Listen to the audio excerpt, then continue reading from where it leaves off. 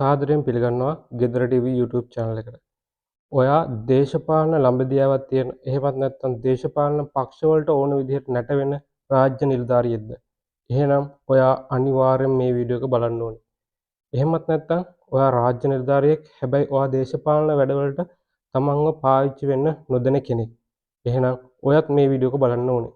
ඒකට හේතුව තමයි ඔයා අද දේශපාලන වැඩවලට පාවිච්චි වෙන්නේ නැති වුණාට යම් කිසි දවසක මේ තියෙන දේශපාලන ප්‍රවාහය තුළ දේශපාලන වැඩවලට ඔයා නොදැන ඔයාව පාවිච්චි වෙන්න පුළුවන්.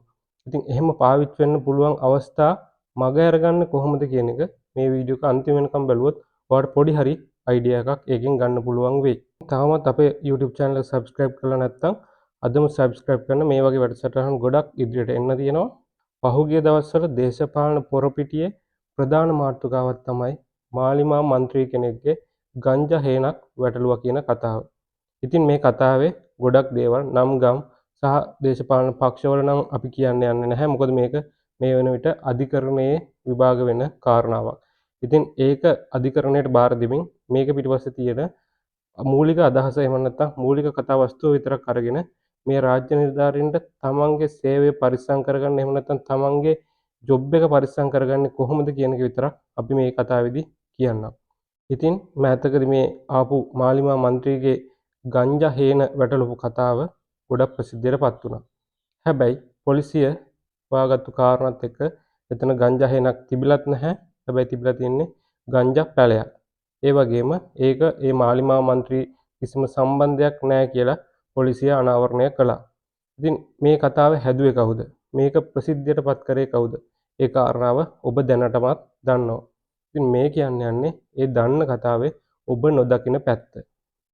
මේ වෙද්දි මේ කතාවට මුල් වුණ පොලිස් නිලධාරියා මේ වෙන විටත් වැඩ තහනමට ලක් වෙලා තියෙනවා. ඔහු පසුගියදා අත්අඩංගුවට පත් වෙලා අධිකරණය හමුවට ඉදිරිපත් කරාට පස්සේ ඇප ලබාගෙන මේ වෙද්දි ඉන්නේ ඇප මත. ඉතින් ඔහු මේ මෑතකදී මාධ්‍ය හමුවක් තියලා කියනවා ඔහුට මේ වෙද්දි ගමේ මිනිස්සුන්ට මුණ දෙන්නත් බෑ, වැඩක් කරගන්නත් නැහැ. ඔවුන්ගේ පවුල මේ වෙද්දි අසරණ වෙලා තියෙනවා කියලා. ඉතින් මොකද්ද මෙතන කතාව? ඔහුට මේ වගේ අසරණ තත්ත්වයක් ඇති වුණේ ඇයි? ඒකට ඇති වුණ හේතුව තමයි ඔහු විපක්ෂයේ ප්‍රධාන දේශපාලන පක්ෂයක අතකොළුවක් වුණා. ඔහු නොදැනීම ඔහු මේ දෙයට පාවිච්චි වුණා. වර්තමාන ආණ්ඩුවට මඩ ගහන්න තියෙන ඕමනාවට යම්කිසි දේශපාලන පක්ෂයක්, ප්‍රධාන දේශපාලන පක්ෂයක් යම්කිසි කතාවක් නිර්මාණය කළා. ඒ කතාව තමයි මාලිමා මන්ත්‍රී කෙනෙක්ගේ ගංජා හේනක් වැටලුවා, පොලිසිය වටලලා ඇල්ලුවා කියලා. ඉතින් මේ කතාව සමාජ මාධ්‍යවල ඉස්සෙල්ලා ප්‍රසිද්ධියටපත් කළා ෆේක් ප්‍රොෆයිල්. එහෙම නැත්නම් නමක් ගමක් ජන්මයක් නැති Facebook account හරහා වුන් මේ කතාව ඉස්සෙල්ලාම ප්‍රසිද්ධියටපත් කළා. එහෙම නැත්නම් මේ කතාව පතුරවන්න උත්සාහ කළා. පසුව ඒක මේ රටේ ප්‍රධාන මාධ්‍ය නාලිකා දෙකක් ඒ කතාව ඉතාමත් උජාරුවට කරේ තියාගෙන ගියා. මම කියන්නේ මේ කතාව මුල සිට අගට ආපු හැටි. ඉන්පසු මේ වැටලීම කළා කියන පොලිස් නිලධාරියෙක් ගැන අපිට ප්‍රසිද්ධියටපත් වෙලා අපිට අහන්න ලැබුණා. ඒ වගේම මේ කතාව පාර්ලිමේන්තුවේදී කතා වුණා. පාර්ලිමේන්තුවේදී අදාළ මන්ත්‍රීවරයා කිව්වා මෙහෙම තමන්ගේ නම පාවිච්චි කරලා තමන් ගංජා හේනක් කරගෙන යනවා කියලා යම්කිසි පාර්ශවයක් ප්‍රසිද්ධියටපත් කරලා තමන්ට විරුද්ධව අසත්‍ය ප්‍රචාරයක් අරගෙන යනවා කියලා. ඒ වෙද්දි මුළු රටේම අවධානය මේ කතාවට යොමු වෙලා තිබුණා.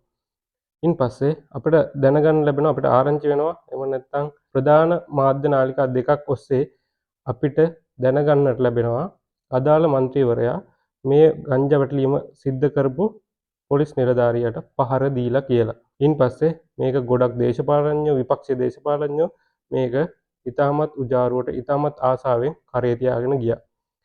හැබැයි අන්තිමට මේ ඔක්කොම සිද්ධ වෙන්න ඉඩ හැරලා තමයි පොලිසිය මේ ගැන කටාරෙන්නේ. සියලුම හානිය මේ ආණ්ඩුවට සිද්ධ වුණාට පස්සේ එහෙම නැත්නම් මේ මාලිමා ආණ්ඩුවේ කීර්තිනාමයක් හරි මොකක් හරි දෙයකට සම්පූර්ණ හානිය සිද්ධ වුණාට පස්සේ තමයි පොලිසිය මේ ගැන කටාරින්නේ. හැබැයි විපක්ෂයේ කට්ටිය එකතු වෙලා මේ ගැන සම්පූර්ණ අසත්‍ය කතාවක් නිර්මාණය කළා. මේ බොරුව ඇත්ත කරලා රටේ මිනිස්සුන්ට පෙන්වුවා. ඒ ඔක්කොම සිද්ධ වුණාට පස්සේ තමයි මේ රටේ පොලිසිය මේ සම්බන්ධයෙන් කතා කරන්නේ. ඉන් පස්සේ පොලිසිය කියනවා එහෙම ගංජා හේනක් තිබ්බේ නැහැ. එතන ගංජා පැලයක් තමයි තිබ්බේ. ඒ වගේම මේ සිද්ධියට ඒ අදාළ මාලිමා මන්ත්‍රීවරයාගේ කිසිම සම්බන්ධයක් නැහැ කියලා. හැබැයි ඒක කියද්දි වෙන්න ඕන හානිය ඒ මන්ත්‍රීවරයාටත් මේ ආණ්ඩුවටත් සිද්ධ වෙලා ඉවරයි. මිනිස්සු ගොඩක් විශ්වාස කරලා ඉවරයි ඒ වෙද්දි ඒක ගංජා හේනක්, ගංජා පැලයක් නෙමෙයි ගංජා හේනක්. ඒ වගේම ඒක මේ අදාළ මාලිමා මන්ත්‍රියගේ කියලා. ඉතින් ඒ වෙද්දි හානිය වෙලා ඉවරයි. හැබැයි ඉන්පස්සේ අපිට දැනගන්න ලැබෙනවා මේ පොලිස් නිලධාරියාගේ වැඩ තහනම් කළා කියලා. ඒ වගේම ඒ පොලිස් නිලධාරියා ඊටාම ඉක්මනින් අත්අඩංගුවට පත් වෙනවා. අත්අඩංගුවට පත් වෙලා ඔහු අධිකරණයට ඉදිරිපත් කරාට පස්සේ ඔහුට ඇප ලැබෙනවා. ඉන්පස්සේ ඔහු මාධ්‍ය හමුවට ඇවිල්ලා ඔහු කතාවක් කියනවා. ඒ කතාවේදී ඔහු පැහැදිලිව කියනවා මේ සිද්ධිය හින්දා ඔහුට ගමට මූණ දෙන්න බෑ කියලා. හැබැයි ඔබ හිතනවාද මේ කතාව ඇත්ත නම්? එහෙමත් නැත්නම් මේ ගංජා හේනක් තිබ්බා. ඒ ගංජා හේන වැටලුවේ මේ අදාළ පොලිස් නිලධාරියා. අපි දන්න විදිහට ඒ පොලිස් නිලධාරියාත් ඒ മന്ത്രിවරයාත් එකම ගමේ. එතකොට මේ වගේ තත්ත්වයකදී මේ කතාව ඇත්ත නම් මේ ගංජා හේන ඇත්තට මේ മന്ത്രിවරයාගේ වෙලා මේ පොලිස් නිලධාරියා ඒක වටලන්න ගිහින් ඒ മന്ത്രിවරයාගෙන් ගුටි කෑවනම් ඔබ හිතනවද ඒ ගමේ මිනිස්සු മന്ത്രിවරයාගේ පැත්ත අරගෙන මේ පොලිස් නිලධාරියා සහ ඒ පවුලත් එක්ක කතා නොකර ඉඳී කියලා? ගමේ මිනිස්සු ඔවුන් එක්ක කතා බහ කරන්නේ නැහැ කියලා ඔහු අඟවන එකෙන් තේරෙනවා. ඔහු අතින් ලොකු වැරද්දක් වෙලා තියෙනවා කියලා. ඔහු එතනදී කතා කරන විලාසෙන්ම තේරෙනවා ඔහු ලොකු වරදකාරී හැඟීමකින් තමයි මේ මාධ්‍ය සාකච්ඡාව කරන්නේ. ඒ වගේම ඉන්පස්සේ පොලිසිය මේ කතාව මුල් කරගෙන අදාළ මාධ්‍ය නාලිකාවකට යම්කිසි අනුතර ඇඟීමක් කරනවා. ඒක හරිද වැරදිද කියලා මේ විදි සමාජයේ කතා බහක් තියෙනවා. හැබැයි ඉන්පස්සේ අදාළ මාධ්‍ය නාලිකාව මෙච්චර කල් ගංජා හේනක් කියලා කතාවක් ගොතපු මාධ්‍ය නාලිකාව ගංජා හේන ගංජා පැලයක් බවට නැවත පත් කරගන්නවා. ඕන් මීට පෙර නිවුස් වල එහෙම නැත්නම් ඔය පොලිසිය අනුතර ඇඟවීම කරපු ඒ ලියුම එනකන් ඔවුන් හැම වෙලෙම කියන්නේ ගංජා හේනක් ගැන. හැබැයි පොලිසිය අනුතර ඇඟවීම ලිපිය ආවට පස්සේ ඔවුන්ගේ ගංජා හේන ගංජා පැලයක් බවට පත් වෙනවා. උන් ඊට පස්සේ කියන්නේ මේක ගංජා පැලයක් කියලා. එතකොට ඒ කාරණාවෙන් පැහැදිලි වෙනවා මේක ඇත්තටම ගංජා හේනක්ද ගංජා පැලයක්ද කියලා. මොකද කලින් ගංජා හේනක් කියලා අංවඩ ගහපු ඒ මාධ්‍ය නාලිකාවම මේ වෙද්දි ඒක ගංජා පැලයක් බවට පත් කරගෙන තියෙනවා. හැබැයි මෙතන කතාව මේ මොකවත්ම නෙමෙයි. ඒ රාජ්‍ය නිලධාරියාට එහෙම නැත්නම් පොලිස් නිලධාරියාට වෙච්ච අසරණකම තමයි මේකේ කතාව. අපි දන්න විදිහට අපි දන්න තොරතුරු අනුව ඒ වගේම පොලිසිය මාධ්‍ය හමුවලදී කිව්ව තොරතුරු අනුව මෙතන සිද්ධ වෙලා තියෙන්නේ විපක්ෂයේ ප්‍රධාන දේශපාලන පක්ෂයක උවමනාවකට ඔහු මේ ක්‍රියාව කරලා තියෙන බවක් තමයි පේන්න තියෙන්නේ. සරලවම කිව්වොත් විපක්ෂයේ ප්‍රධාන පක්ෂයක එක മന്ത്രിවරයෙක් එහෙම නැත්නම් දේශපාලඥයෙක්ගේ උවමනාවකට තමයි ඔහු මේ දේ කරලා තියෙන්නේ කියලා පොලිසිය කියන කතාව වලින් අපිට තේරෙනවා. මොකද ඔහු පහර කෑමට ලක් වුණා කියන අවස්ථාවේදී ඔහුව ඉස්පිරිතාලයකට ගෙනහිල්ලා තිබ්බේ අදාළ පක්ෂයක අදාළ දේශපාලඥයෙක්. ඒ වගේම CCTV දර්ශනත් අපි දැක්කා මේ മന്ത്രിවරයා පස්සේ පොලිස් නිලධාරියා පන්නනවා කියලා ඒ එළියට ආපු CCTVත් අපි දැක්කා. ඒක ගියේ අදාළ ගංජා හේන කියන ඒ මතයේ පැල කරපු මාධ්‍ය නාලිකාවෙමයි. ඉතින් ඒක ඇත්තනම් පොලිස් නිලධාරියා තමයි මාලිමාවේ മന്ത്രിවරයා පස්සේ ගිහිල්ලා තියෙන්නේ.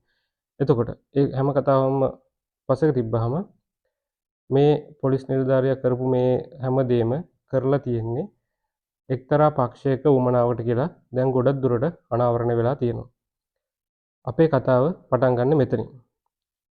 ඔබ රාජ්‍ය නිලධාරියෙක් නම් ඔබ රාජ්‍ය නිලධාරියෙක් වෙලා ඔබේ හිතේ මේ ආණ්ඩුවට හරි ආණ්ඩුවටම වෙන්න ඕනේ නැහැ. ඔබට වෙන පක්ෂයක් කෙරෙහිත් යම්කිසි වෛරයක් තියෙනවා නම් එහෙම නැත්නම් ඔබ කැමති නැත්නම් ඒ පක්ෂයට ගේමක් දෙන්න එහෙම නැත්නම් ඒ පක්ෂය අවමානයට ලක් වෙන්න ඔබේ හිතේ අවමානයට ලක් කරන්න ඕනේ කියලා ඔබේ හිතේ යම්කිසි දෙයක් තියෙනවා නම් ඔබේ රස්සාව ඒකට පාවිච්චි කරන්න ඔබ හිතනවා නම් එතන තමයි ඔබ අනිවාර්යයෙන්ම පරිස්සම් විය යුතු තැන. මේ පොලිස් නිලධාරියාට වෙච්ච දේ ඔබටත් වෙන්න පුළුවන්. අපි දැක්කේ පොලිස් නිලධාරියා මේ සිද්ධියෙන් පස්සේ තිබ්බ මාධ්‍ය හමුවේදී ඉතාමත් අසරණව කියනවා ඔහුට කීයක්වත් හොයාගන්නවත් දැන් විදිහක් නැහැ කියලා. ඒතර ඔහුට පවුලක් ඉන්නවා. ඒ පවුලට කන්න දෙන්න විදිහක් දැන් නැහැ. ඔහු යම්කිසි දේශපාලන පක්ෂයක උවමනාවට ඔහු යම්කිසි වැඩක් කරා. ඒ වැඩෙපත් වුණා. ඒ වැඩෙන් ඔහුගේ රැකියාව හිමි වුණා. පොලිස් අත්අඩංගුවේ ඉන්න සිද්ධ වුණා, උසාවිය යන්න සිද්ධ වුණා. ඒ හින්දා ඔහුට රැකියාව නැති වුණා. දැන් ඔහුට කීයක්වත් හම්බ කරලා තමන්ගේ පවුලට, තමන්ගේ ළමයින්ට කන්න බොන්න දෙන්න විදිහක් නැති වෙලා තියෙනවා. හැබැයි මේ සිද්ධියේදී අර අවුස්සපු දේශපාලන පක්ෂය ඔහු වෙනුවෙන් උසාවිය ආවද? ඔහු වෙනුවෙන් ඉදිරිපත් වුණාද? හරි අපි ඔයාලට මේ රැකියාව නැති කාලෙදී අපි ඔයාගේ පවුල බලා ගන්නම් කියලා. නෑ. ඔහු දැන් අසරණ වෙලා තියෙනවා. ඔහුට කාත් කවුරුත් නැති වෙලා තියෙනවා. ඔහු කියන විදිහට ගමේ මිනිස්සුවත් ඔහු ගැන බලන්නේ නැහැ. ඔවුන්ගේ පවුල ගැන බලන්නේ නැහැ. අඩුම තරමේ කතා කරන්නේවත් නැහැ. මේ තැනටපත් උනේ ඇයි? ඔහු නිවැරදි වැඩක් කරා නම් ඔහුට මේ තැන සිද්ධ වෙනවද? අපි දැක්ක පහුගිය කාලේ ගල්කිස්සේ පොලිස් පොඩ්ඩ කියලා පොලිසියේ නිලධාරියෙක්ට යම්කිසි නීතිඥවරයෙක් සමග අමනාපයක් වෙලා යම්කිසි සිද්ධියක් වෙලා ඔහු අත්අඩංගුවටපත් වෙනවා. අත්අඩංගුවටපත් වෙලා ඔහු අප ලබාගෙන එළියට එද්දී ඔහුව වීරයෙක් විදිහට මල් මාල දාලා තමයි ඔහුව පිළිගන්නේ. හැබැයි එදා ඒ පොලිස් නිලධාරියා වීරත්වයටපත් වෙන්නේ පොඩි දෙයක් කරලා. ඒ තමයි නීතිඥවරයෙක් සමග බහින් බස් වීමක් ගිහිල්ලා ඔහුට කතා කරන විලාසය හින්දා තමයි ඔහු වීරත්වයටපත් වෙන්නේ. හැබැයි මේ පොලිස් නිලධාරියා ඔහු ඊට වඩා 10 ගුණයකින් වීර වැඩක් තමයි කරලා තියෙන්නේ. මේක ඇත්ත නම්. මොකක්ද ඔහු කරලා තියෙන්නේ? ඔහු කරලා තියෙන්නේ මේ රටේ මේ වෙද්දි බලය හොබවන ආණ්ඩුවේ ප්‍රධාන දේශපාලන පක්ෂයේ පාර්ලිමේන්තු මන්ත්‍රීවරයෙක්ගේ වත්තක තිබිච්ච ගංජා හේනක් වටලලා ඒ ගංජා හේන වටලපු හින්දා ඔහු පහර කෑමට ලක් කළා. ඒකිනුත් නැවතෙන්නේ නැතුව ඔහු වැඩතහනමකට ලක් කළා. ඒ වගේම පොලිස් අත්අඩංගුවටපත් වෙලා අන්තිමට උසාවිය ගානේ රස්තියාදු වෙන්න සිද්ධ වෙලා තියෙනවා. ඔහු අප මත අප ලබලා එළියට එන්නේ මෙන්න මේ වගේ දේවල් ගොඩකට මූණ දීලා. ඉතින් ඒතකොට ගල්කිස්සේ පොලිස් පොඩ්ඩ කරපු දෙයට වඩා 100,000 ගුණයකින් මොහුව උපහාරයට ලක් කරන්න ඕනේ. ගල්කිස්සේ පොලිස් නිලධාරියාට එච්චර උපහාර දැක්වුවා නම් මේ ගංජා හේන වටලපු පොලිස් නිලධාරියාගේ කතාව ඇත්ත නම් ඔහුට මල් මාලා 1000ක් දාන්න ඕනේ. ගල්කිස්සේ පොලිස් නිලධාරියාට මල් මාලා එකක් දැම්මා නම් මේ පොලිස් නිලධාරියාට මල් මාලා 1000ක් දාන්න ඕනේ. ගල්කිස්සේ පොලිස් නිලධාරියාව කරේ තියාගෙන මීටර් 100ක් ගියා නම් මේ පොලිස් නිලධාරියාව කරේ තියාගෙන මුළු රට වටේම යන්න ඕනේ. මේකෙන් එළිවෙන එක දෙයක් තියෙනවා. මේ පොලිස් නිලධාරියා කරපු දේ ඇත්ත නම් මේ රටේ විපක්ෂය මේ විපක්ෂයේ බලවේග ටික මේ පොලිස් නිලධාරියාව කරේ තියාගෙන අනිවාර්යෙන් රට පුරා යනවා. සති ගාණක් මේ පොලිස් නිලධාරියාට උපහාර දක්වනවා අනිවාර්යෙන්ම. ඉතින් මේ කතාව ඇත්තද නැත්තද කියලා බලා ගන්න හොඳම දේ තමයි මෙන්න මේ කාරණාව. මේ පොලිස් නිලධාරියා අප ලබාගෙන එළියට එද්දී ඔය කියන දේශපාලන පක්ෂවල එහෙම නැත්නම් විපක්ෂයේ කිසිම දේශපාලන පක්ෂයක නියෝජිතයෙක් ඇවිල්ලා හිටියද ඔහුට උපහාර දක්වන්න. හැබැයි දැන් පොලිසිය කියන්නේ මේ කතාව බොරුවක්, මේ කතාව හදපු එකක් කියලා. ඒකේ ප්‍රධානම කාරණාව මේ පොලිස් නිලධාරියා පහර කැමරට ලක් වෙච්ච අවස්ථාව ඇත්ත නම් ඒ අවස්ථාවේදී මොහුව රෝහලට එක්කගෙන ගිහිල්ලා තියෙන්නේ දැන් විපක්ෂයේ ඉන්න ප්‍රධාන පක්ෂයක දේශපාලඥයෙක්. ඉතින් මෙතනම හිතන්න කාරණාවක් තියෙනවා. අනිත් එක ගල්කිස්සේ පොලිස් පොඩ්ඩට අච්චර උපහාරයක් දැක්වුවා නම් මෙන්න මේ පොලිස් නිලධාරියා කියපු කතා කරපු දේවල් ඇත්ත නම් ඔබ හිතනවද මේ විපක්ෂය මේ පොලිස් නිලධාරියාව අසරණ කරයි කියලා? ඒ වගේම අප ලබා ගන්න අවස්ථාවේදී එකදු විපක්ෂයේ දේශපාලනඥයෙක් හරි නොයා ඉඳී කියලා ඔබ හිතනවද? මේ කතාව ඇත්ත නම් වෙන්නේ මේකයි. මේ පොලිස් නිලධාරියා අප ලබාගෙන උසාවියෙන් එළියට එන අවස්ථාවේදී ඔය විපක්ෂයේ දේශපාලන පක්ෂවල නියෝජිතෝ මේ හැමෝම උසාවිය ගාවට ගිහිල්ලා මේ පොලිස් නිලධාරියාව පිළිගන්නේ උපහාර තියලා. හැබැයි කවුරුත් උසාවියට ගියෙත් නැහැ. අපි දන්න විදිහට ඔය මාලිමා මන්ත්‍රීවරයාගෙන් පහර කෑවයි කියලා කතාවක් ගියානේ. ඒ පහර කෑමට ලක් වෙච්ච අවස්ථාවේදී ඔහුව ඒ පොලිස් නිලධාරියාව රෝහලට රැගෙන ගියපු මේ දැන් විපක්ෂයේ ඉන්න ප්‍රධාන පක්ෂයක දේශපාලඥයා කට උත්තරයක් දෙන්නත් දවස් ගානකින් පොලිසියට ගිහිල්ලා තිබ්බේ නැහැ. මේ වගේ තත්ත්වයක් තමයි අද ඒ නිලධාරියාට සිද්ධ වෙලා තියෙන්නේ. ඉතින් ඔබ හිතනවද මේ නිලධාරියා කරපු දේවල් ඇත්ත නම් ඔහුව රෝහලට රැගෙන ගියා කියන පුද්ගලයාවත් අඩුම තරමේ පොලිසියට ගිහිල්ලා කට උත්තරයක් නොදෙයි කියලා? මෙතනම හිතන්න කාරණා ගොඩක් තියෙනවා. ඉතින් මෙතනින් රජයේ නිලධාරීන්ට ගන්න තියෙන කතාව මොකද්ද? ඔබත් මේ වගේ දේශපාලන පක්ෂවල අතකොළුවක් වෙන එක්කෙනෙක් නම් එහෙම නැත්නම් ඔබේ හිතෙත් දේශපාලන පක්ෂයකට ගැතිකමක් තියෙනවා නම් ඔබ ඔබේ රජයේ රැකියාව ඒ දේශපාලන පක්ෂයේ ඕන එපාකම් ඉෂ්ට කරන්න ඔබ ඔබේ රජයේ රැකියාව යොදවා ගන්න බලාපොරොත්තුවෙන් ඉන්නවනම් එහෙම නැත්නම් දැනටත් ඔබ දේශපාලන අරමුණු වෙනුවෙන් ඔබේ රජයේ රැකියාව පාවිච්චි කරනවා නම් ඔබ මෙන්න මේ පොලිස් නිලධාරියාට වෙච්ච දේ ඔබ හොඳට හිතලා බලන්න. හොඳට ඒ කාරණාව අධීක්ෂණය කරලා බලන්න. ඔහුව මුලින් අවුස්සපු දේශපාලන පක්ෂ ඔහුට කෙලවුණාට පස්සේ ඔහුට යන්න එන්න තැනක් නැති වුණාට පස්සේ ඔහුට රැකියාවක් නැති වුණාට පස්සේ ඒ දේශපාලන පක්ෂ ඔහුගේ ආරක්ෂාවට අද ඉන්නවද? ඔබ මෙන්න මේ කාරණාව හිතලා බලන්න. ඔහුගේ පවුල මේ වෙද්දී අසරණ වෙලා තියෙනවා. ඔහුට දරු පවුලක් ඉන්නවා. ඒ දරු පවුලට කන්න දෙන්න විදිහක් නැතුව ඔහු මාධ්‍ය ඉස්සරහට ඇවිල්ලා හඬා වැටෙනවා. අපිට කරන්න දෙයක් නැහැ. අපි ගම්මේ මිනිස්සුත් අපිට කතා කරන්නේ නැහැ කියලා. ඉතින් ඔබටත් ඒ දේ වෙනවට ඔබ කැමතිද? ඔබ ඒ දේ වෙනවට කැමති නැත්නම් කවදාවත් මෙතනින් ඉස්සරහට ඔබේ රජයේ රැකියාව එහෙම නැත්නම් ඔබ මේ ගරු කරන ඔබේ රැකියාව ඔබ හම්බ කරන රැකියාව දේශපාලන පක්ෂවල අතකොලුකම් කරන්න පාවිච්චි කරන්න එපා. එහෙම වුණොත් ඔබට වෙන්නේ මේ පොලිස් නිලධාරියාට වෙච්ච දෙයමයි. ඔබටත් දවසක අසරණ වෙන්න වෙයි, ඔබේ දරු පවුලට අසරණ වෙන්න වෙයි. කන්න බොන්න එහෙම නැත්නම් ඔබේ පවුල පෝෂණය කරගන්න විදිහක් නැතුව ඔබට මාධ්‍ය ඉස්සරහට ඇවිල්ලා හඬා වැටෙන්න සිද්ධ වෙයි. ඉතින් ඒ දේ ඔබේ පවුලට සිද්ධ කරගන්න එපා. එහෙම සිද්ධ කරගන්න එපා කියන්නේ ඔබ ඔබේ රැකියාවට ගරු කරනවා නම් එහෙම නැත්නම් ඔබ කරන්නේ ගරු කටයුතු රැකියාවක් නම් අපි උදාහරණයක් විදිහට ගත්තොත් මේ පොලිස් නිලධාරියා ඇවිල්ලා ගාම්භීර රැකියාවක් කරන පුද්ගලයෙක්.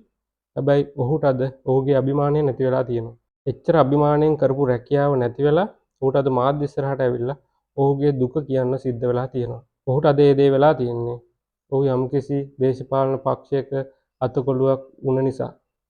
අපි දන්නේ නැහැ ඒක ඔහු දැනුවත්ව වුණාද නොදැනුවත්ව වුණාද එහෙම නැත්නම් ඔහු පාවිච්චි වුණාද කියලා. ඔහු නොදැන ඔහු පාවිච්චි වුණාද කියලා අපි දන්නේ නැහැ.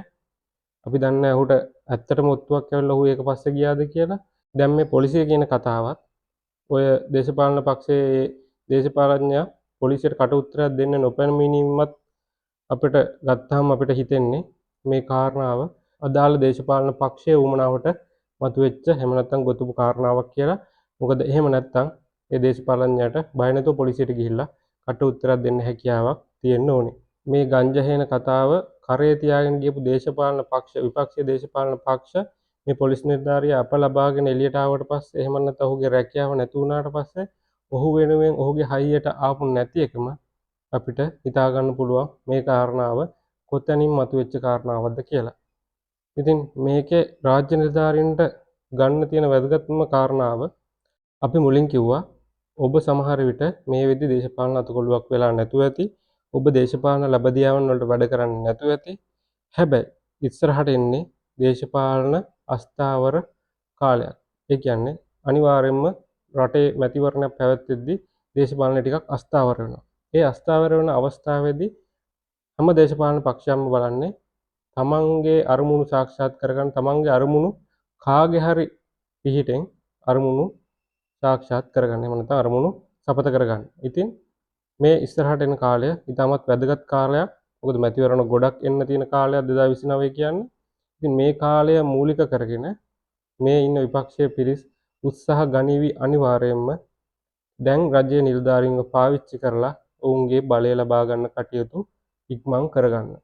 උදාහරණයක් විදිහට ගත්තොත් මේ රජයේ අපහසුතාවයට පත් කරන්න මේ රජයේම නිලධාරීන්ව යොදා ගන්න මේ විපක්ෂයේ පිරිස් ඉස්සරහට සූදානම් වෙන්න පුළුවන්. මේකේ හොඳම සලකුණ තමයි මේ ගංජායනේ කතාව. රජයේම පොලිස් නිලධාරියෙක්ව පාවිච්චි කරලා මේ ආණ්ඩුව අපහසුතාවයට පත් කරන්න මේ කරපු වැඩේ ඉස්සරහට මීට වඩා වෙනස් විදිහකට මේ විපක්ෂය කරන්න පුළුවන්. ඉතින් මේකෙදි වඩාත්ම පරිස්සම් වෙන්න ඕනේ ආණ්ඩුව මේ ඉන්න ආණ්ඩුව නෙමෙයි. මේ ආණ්ඩුව යටතේ එහෙම නැත්නම් මේ ආණ්ඩුවේ රැකවරණය යටතේ රජයේ සේවයේ නියුතු ඔබ මේකෙන් වැඩියෙන් පරිස්සම් වෙන්න ඕනේ. මොකද ආණ්ඩු එන්න යන්න පුළුවන්.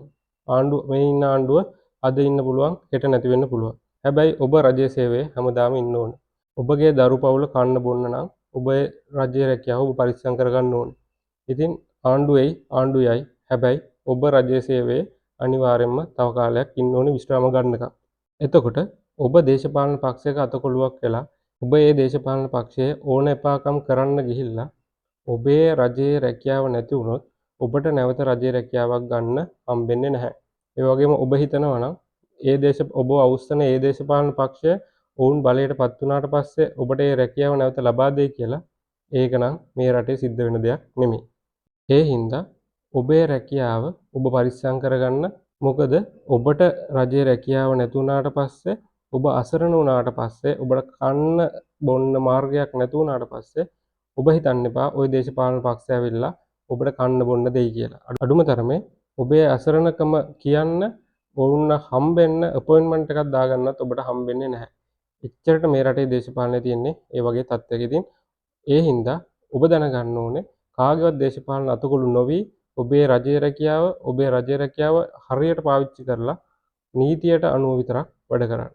ඔබ හිතනවා නම් ඔබව අවුස්සන ඒ දේශපාලන පක්ෂය එහෙම නැත්නම් ඒ දේශපාලඥයෝ ඔබට රැකියාව අහිමි වුණාට පස්සේ ඔබට ඇවිල්ලා කන්න බොන්න දෙයි, ඔබට මාසයකට බඩු මල්ලක් ගෙදරට හරියන්න ගෙනත් දෙයි කියලා ඒක මේ ලංකාවේ නම් හීනයක්. ඒ හින්දා ඒව බලාපොරොත්තු වෙන්න එපා. ඊට වඩා ඔබේ රැකියාව නැති වෙනවට වඩා ඒ රැකියාව නැති නොවන විදිහට වැඩ කරන එක ඔබේ වගකීමක්. එහෙම නැති වුණොත් ඔබටත් මේ අදාළ පොලිස් නිලධාරියට වුණා වගේ මාධ්‍ය ඉස්සරහට වෙලා අඬන්න නෙවෙයි මේ අසරණකම කියන්න වෙයි. ඉතින් ඒ වගේ තත්ත්වයකට ඔබේ ගරු රැකියාව එහෙම නැත්නම් ඔබ කරන මේ රජයේ රැකියාව පත් කරන්න එපා. ඒ වගේම මේ ආණ්ඩුවේ වුණත් දේශපාලඥයෙක් ඔබට නීතියට පිටින් ගියපු දෙයක් කරන්න කියලා කියනවා නම් ඔබ ඒ දේ කරන්න එපා. මොකද මේ ආණ්ඩුව අද ඉන්න පුළුවන් හෙට නැති වෙන්න පුළුවන්. හැබැයි ඔබ මේ රජ රැකියාව විශ්‍රාම ගන්නකම් කරන්න ඕනේ. ඉතින් මේ ආණ්ඩුව අද ඉඳී හෙට නැති වෙයි. හැබැයි ඔබ ඒ ආණ්ඩුවේ කවුරු හරි කියන දෙයක් විශ්වාස කරලා එහෙම නැත්නම් ඔවුන්ගේ ආරක්ෂාව ඔබ විශ්වාස කරලා හරි මේ දේ කරන්න අපි ඔව ආරක්ෂා කරන්නම් කියලා කියන ඒ කතාව විශ්වාස කරලා ඔබ යම්කිසි නීතියට පිටින් ගියපු නීති විරෝධී කටයුත්තක් කරොත් ඉස්සරහට මේ ආණ්ඩු මාරු වුණාට පස්සේ ඔබ කරපු ඒ ක්‍රියාවට ඔබට උත්තර බඳින්න සිද්ධ වෙනවා. මේකට හොඳම උදාහරණය මේ මාලිමා ආණ්ඩුව ආවට පස්සේ ඔබ දකින්න ඇති මේ අවුරුද්ද ඇතුළත එහෙම නැත්නම් මේ මාලිමා ආණ්ඩුව බලයට පත්වෙච්ච මේ අවුරුද්ද ඇතුලේ රජයේ ඉහළ නිලධාරීන් කිහිප දෙනෙකුටම විශාල නඩු ගොනු වෙලා තියෙනවා අධිකරණයේ ඉදිරියේ. ඒ වගේම ගොඩක් නිලධාරීන්ට මේ හින්දා බන්ධනාගාරගත වෙන්න සිද්ධ වුණා. ඒ නිලධාරීන්ට එහෙම වුණේ ඇයි? පසුගිය ආණ්ඩු කාලෙදී ඒ ආණ්ඩුවේ ඇමතිවරු ආණ්ඩුවේ නියෝජ්‍ය ඇමතිවරු තමන්ට දීපු නීති විරෝධී නියෝග එහෙම නැත්නම් නීති විරෝධී වැඩ කරන්න තමන්ගේ අස්සන යොදාගත්තු රාජ්‍ය නිලධාරීන්ට තමයි අද ඒ තත්ත්වය උදා වෙලා තියෙන්නේ. ඔවුන්ට මේ වෙද්දි කිසිම දේශපාලන රැකවරණයක් නැති වෙලා තියෙනවා. ඔවුන් සමහරකට රිමාන්ඩ් බන්ධනාගාරගත වෙන්න වෙලා තියෙනවා. මේ හින්දා ඔවුන්ට මෙච්චර කාලයක් ඔවුන්ගේ රජයේ රැකියාවක් යම්කිසි ගරුත්වයක් ඇතුව කළා නම් ඒ ගරුත්වය අද වෙද්දි සම්පූර්ණයෙන් නැති වෙලා තියෙනවා. ඔවුන් ඒ කරපු එක නීති විරෝධී වැඩක් හින්දා. ඒ හින්දා තමන්ගේ අස්සන තමන්ගේ සේවය නීති විරෝධී වැඩවලට පාවිච්චි කරන්න දෙන්න එපා මේ ආණ්ඩුවේ ඇමතිවරුන්ටවත්. එහෙම වුණොත් මේ ආණ්ඩු මාරු වුණාට පස්සේ යම්කිසි දවසක ඔබට අනිවාර්යෙන් ඒ නීති විරෝධී වැඩවලට උත්තර බඳින්න සිද්ධ වෙයි. එහෙමත් නැත්නම් උසාවියේ ඉස්සරහා චූදිතයෙක් වෙන්න සිද්ධ වෙයි. ඒ වගේ තත්ත්වයකට තමන්ව පත් කරගන්න කලින් දෙපාරක් නෙමෙයි තුන් පාරක් හතර පාරක් හිතන්න. මොකද මේ ආණ්ඩු ඉඳී මේ දේශපාලන පක්ෂ ඉඳී විපක්ෂේ ඉන්න දේශපාලඥයෝ අද ඉඳී හෙට නැති වෙන්න පුළුවන්. හැබැයි ඔබ ඔබේ දරු පවුලට හැමදාම ඉන්න ඕනේ. මොකද ඔබේ දරු පවුලට ඇමතිවරු മന്ത്രിවරු කන්න බොන්න දෙන්නේ නැහැ. ඔබේ පවුලට කන්න දෙන්නේ ඔබ.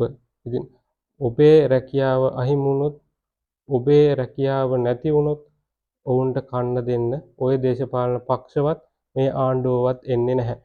ඒක හොඳට මතක තියාගෙන ඔබේ රජයේ රැකියාව නීති ගරුක කටයුතු සඳහා පමණක් පාවිච්චි කරන්න. නීති විරෝධී වැඩවලට පාවිච්චි කරනවා නම් එහෙම නැත්නම් මේ දැන් ඉන්න විපක්ෂයේ දේශපාලඥයන්ට ඕන විදිහට ඔබේ රජයේ රැකියාව ඔවුන්ට පාවිච්චි කරන්න දෙනවා නම් ඒ කියන්නේ ඔයාව ඔවුන්ගේ දේශපාලන යටි අරමුණු වෙනුවෙන් පාවිච්චි කරන්න දෙනවා නම් ඔබේ රැකියාව ගැන ඔබේ දරු පවුල ගැන ඔබ හොඳට සිහි කැඳවා ගන්න. ඒ වගේ වෙලාවට ඔබේ දරුවව ඔබේ පවුලව හොඳට මතක තියාගන්න. මොකද ඔවුන්ට කන්න බොන්න දෙන්න වෙන කවුරුත් එන්නේ නැහැ. ඔබට රැකියාව නැති වුණාට පස්සේ දේශපාලනයෙන් කන්න බොන්න දෙන්නේ නැහැ කියන කතාවට හොඳම උදාහරණ තමයි ඔය පහුගිය ආණ්ඩුවල දේශපාලනඥයන්ගේ උමනාවට නීති විරෝධී වැඩ කරලා අද හිරපත් කරන එහෙම නැත්නම් අද චූදිත බවට පත් වෙලා ඉන්න ඔය නිලධාරීන්ට වැඩ තහනමට ලක් වෙලා ඉන්න නිලධාරීන්ට අද අත් වෙලා තියෙන ඉරණම හොඳට හොයලා බලන්න. ඔවුන්ට කන්න බොන්න දෙන්න. එහෙම නැත්නම් ඔවුන් ගැන හොයලා බලන්න. දේශපාලන පක්ෂවල නියෝජිතයෝ ඔබේ ගෙදරට එන්නේ නැහැ. ඔබට බඩු මල්ලක් ගෙනත් දෙන්නේ නැහැ. ඔබේ දරුවාගේ ඉගෙනීමට ඔවුන් වියදම් කරන්නේ නැහැ. ඔවුන්ගේ අතපිහ දාගෙන ඔවුන් ඒ නීති විරෝධී ක්‍රියාවට ගෑවෙන එක වැළැක්වෙන්න ඔවුන් පැත්තකට වෙලා ඉන්න එක තමයි මේ වෙලාවේ කරන්නේ. ඒකට හොඳම උදාහරණ ඔබ හොයලා බලන්න හිටපු රජයේ ඉහළ නිලධාරීන් අධ්‍යක්ෂකවරු රජයේ අධ්‍යක්ෂ ජනරාල්වරුන්ට මේ වෙද්දි නඩු කීයක් තියෙනවද? ඔවුන්ට ඒ නඩු වලින් ඇවිල්ලා තියෙන తాවකාලික නියෝග මොනවද? ඔවුන් මේ වෙද්දි කොහෙද ඉන්නේ? ඔවුන්ගේ පවුල් වලට අත් වෙලා තියෙන ඉරණම මොකද්ද කියලා හොඳට හොයලා බලන්න. එහෙම හොයලා බලන්න බැයි නම් මෙන්න මේ පොලිස් නිලධාරියාගේ මේ ගංජා හේන පොලිස් නිලධාරියාගේ පවුලට මේ වෙද්දි වෙලා තියෙන දේ ලංකාවේ ප්‍රධාන මාධ්‍ය නාලිකාවක ඔය ගංජා හේන ප්‍රසිද්ධියට පත් කරපු මාධ්‍ය නාලිකාවෙම වීඩියෝ එකක් තියෙනවා. ওই නිලධාරියා ඇවිල්ලා හිටපු නිලධාරියාත් ඔහුගේ පවුලේ අයත් මාධ්‍ය ඉස්සරහට ඇවිල්ලා කතා කරන වීඩියෝ එකක් තියෙනවා. ඔබ ඒ වීඩියෝ එක ගිහිල්ලා හොයලා බලන්න. ඒ වීඩියෝ එකේ ඒ නිලධාරියා කියන කතාව බලන්න. ඔහුගේ අසරණකම් බලන්න. ඔහුගේ භාර්යාව හරි ඔහුගේ පවුලේ සමාජිකයෝ ඒ කියන කතාව බලන්න. ඔවුන්ගේ අසරණකම් බලන්න. ඒ අසරණකම ඒ මාධ්‍ය නාලිකාව විසින් පාවිච්චි කරන විදිහ බලන්න තවත් වීඩියෝ එකක් එළියට ඇවිල්ලා තියෙනවා. ඒ වීඩියෝ ඔක්කොම බලන්න. ඔබගේ පවුලට ඒ වගේ අසරණකමකට මුහුණ දෙන්න වුණොත් කොයි වගේ තත්ත්වයක් ඇති වේද කියලා හොඳට හිතලා බලන්න. ඔය නිලධාරියා කියන විදිහට උට ගමේ මිනිස්සුන්ට මුහුණ දෙන්න බැරි තත්ත්වයක් උදා වෙලා තියෙනවා. ඌ හරි වැඩක් කරා නම් එහෙම තත්ත්වයකට ඔහුට මුහුණ දෙන්න සිද්ධ වෙන්නේ නැහැ. එහෙනම් ගමේ මිනිස්සු මල් මාලා තියලා වැඳුම් පිදුම් කරා ඒ වගේ වීර ක්‍රියාවක් කරා නම් ඇත්තටම මේ කතාව ඇත්ත නම් ඔහු කළා තියෙන විශාල වීර ක්‍රියාවක්. මොකද පවතින ආණ්ඩුවකට විරුද්ධව ඒ වගේ නිර්භීත ක්‍රියාවක් කරන එකම ලොකු වැඩක්. ඒක අපිට නම් වීර වැඩක්. ඉතින් මේ කතාව ඇත්ත නම් ඒතකොට ගමේ මිනිස්සු කරන්න ඕනේ උත් කතා නොකර ඉන්න එක නෙමෙයි. ඔහුව තව තවත් වීරත්වයට පුදන එකයි. ඉතින් මෙතනදී එහෙම දෙයක් වුණේ නැති එක මොන වගේ හේතුවක් හින්දාද වුණේ නැත්තේ කියන එක ඒ පොලිස් නිලධාරියාගේ ඔහුගේ රැකියාව වැහුණාට පස්සේ මාධ්‍ය ඉස්සරහට ඇවිල්ලා කරන කතාවම හොඳටම ප්‍රමාණවත්. ඔබ ගිහිල්ලා ඒ කතාව බලන්න. එතකොට ඔබට තේරෙයි ඔබ ඒ වගේ දේශපාලන පක්ෂයක අතකොළුවක් වුණොත් ඔබට මොන වගේ තත්යකටද මුහුණ දෙන්න වෙන්නේ කියලා. ඒක ඔබට ආදේශ කරගෙන ඔබ මේ වීඩියෝ බලන්න. ඔබ හිරේ ගිය දවසට ওই දේශපාලන නායකයින් ওই දේශපාලන පක්ෂ ඇවිල්ලා ඔබේ පවුලට රැකවරණය ලබා දෙන්නේ නැහැ. ඔවුන් එවලට කරන්නේ ඔවුන් බේරෙන්න ඔවුන් අතපිහ දාගන්න එක විතරයි. ඒක හොඳට මතක තියාගෙන ඔබ ඔබේ ගරු රජයේ රැකියාව ඒ විදිහට නීතිගරුක විදිහට කරගෙන යන්න.